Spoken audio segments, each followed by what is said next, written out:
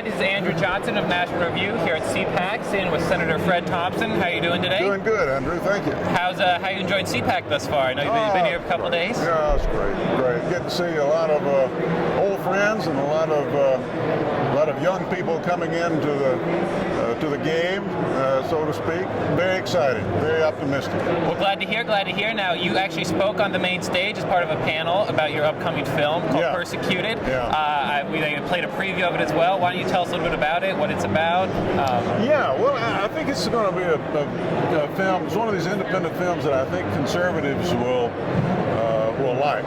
It's a good old-fashioned political suspense story, but within it has to do with issues of church and state, and the government and its influence on religion, and the government's attempt to manipulate the message of religious leaders, and in this case Christianity, and the resistance and what that costs a person when they resist it. And in this case, our hero is set up by the government and for a murder that he didn't commit. And so I just think it's a good movie. I play a priest in the movie. Okay. And get to delve in some of the broader issues concerning what's going on in the world today in terms of religious freedom.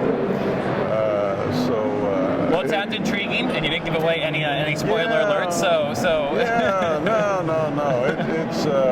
It's that. It's if you want to check it out further, it's Persecuted. Name of the movie, persecutedmovie.com.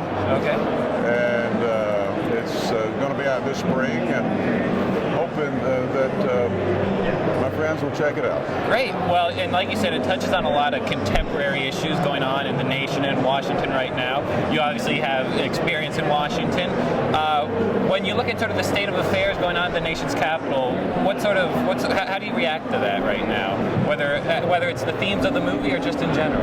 Yeah. Well, I think that what we're seeing that is going on in the Capitol now is kind of a reflection of what's going on in the country. I think we're a divided country in many respects. I think that half of our people thereabout, are very concerned about the direction our country is going in, fiscally, culturally, and every other way. And we know that it's not sustainable in terms of maintaining ourselves as the kind of country that we grew up in and the kind of country we want to continue to be.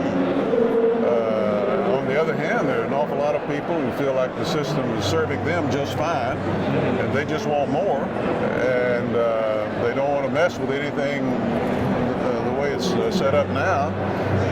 Perfectly fine with the status quo. So they fight very hard for their side. That's why politicians did not just get up one morning and decide that we're going to enjoy fighting and scrabbling with each other. Yeah. It's because the stakes are getting high. Okay. And their constituents unfortunately do not have the same vision for America or understand the consequences of really what's going on.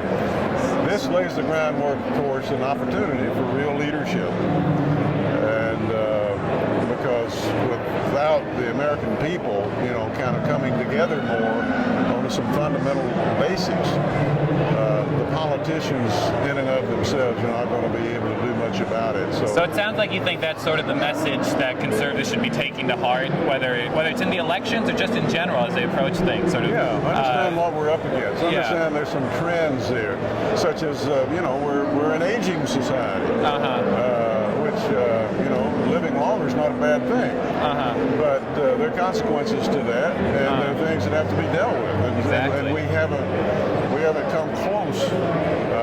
We have a leader in this country now, a president, who's doing everything he can to demagogue and hamper and hamstring anybody who would want to do anything about that problem. Exactly. Instead of being a leader in it. So that's just one example. So it goes back to unified and everything. Yeah, exactly. Well, I also just wanted to ask, what other ways are you staying politically engaged? Obviously, you're here at CPAC, and you continue to share the conservative message. Yeah. But sort of what are some of the things you have Well, on your plate? I try to help I try to help candidates out where I can.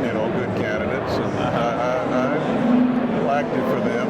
And occasionally I'll write a piece for National Review. Yeah, and we appreciate that. others, and op-eds and things. And I have a little blog where I usually take the administration to task over their latest fiascos. But try to do it in a humorous vein, because that way a lot of people will pay more attention to you that way. Well, we'll make sure to look out for all those, and we appreciate you sitting down with us here at CPAC. Make sure to look out for the Senator's upcoming movie, Persecuted, as well. Persecutedmovie.com. Persecuted.com. Thank you very much, Senator. Thanks a lot. Take care.